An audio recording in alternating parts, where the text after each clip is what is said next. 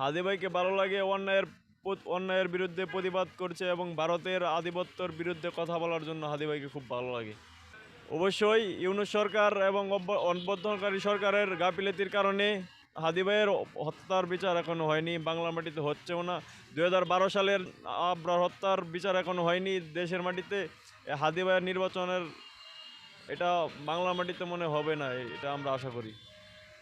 যদি নির্বাচন ভালোভাবে সুষ্ঠুভাবে নির্বাচন করার পরে যদি ভালো একটা সরকার দেশে যদি থাকে, হাদি ভাইয়ের হত্যার বিচার অবশ্যই করবে। অভ্যন্তরকারী সরকারের উচিত ছিল হাদি ভাই একটা ভালো একটা মানুষ, ওনাকে নেয়ার অবশ্যই দেওয়া উচিত ছিল, কঠোর নিরাপত্তা দেওয়ার উচিত ছিল। এটা এটা আমার মনে করি আওয়ামী লীগ সরকারের যে বড় উপরের কর্মকর্তা যারা আছেন, মন্ত্রী, ওরাদের লিঙ্ক আপ ছিল।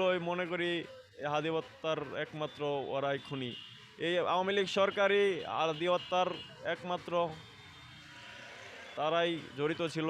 এবং মনে করি ভারতে যদি হাদি হত্যার বিচার যদি করতে যায়, ইউনূস এখনও যদি পারে ভারতের সাথে কথা বলে এবং ইন্টারন্যাশনাল ট্রাইব্যুনাল সহ বাংলাদেশ বিভিন্ন ওয়ার্ল্ডের সঙ্গে সব কিছু মিলিয়ে যদি ভারতকে চাপ দেয়, তাহলেই হাদি হত্যা খুনি যারা আছে তাদেরকে অবশ্যই দেশে এনে সুষ্ঠু বিচার জনগণের সম্মুখীন করতে পারবে বাংলাদেশ।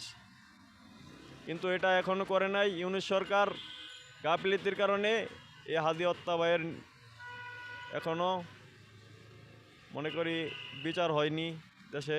অবশ্যই আমরা হাদি হত্যার বিচার চাই। নির্বাচন, যে বর্তমানে এনসিপি একটা দল নামছে, এনসিপির যে একটা অবস্থা দেশে সৃষ্টি করতেছে, ওরাই নির্বাচনকে বাধা করতেছে এবং নির্বাচন না হওয়ার চেষ্টা করতেছে।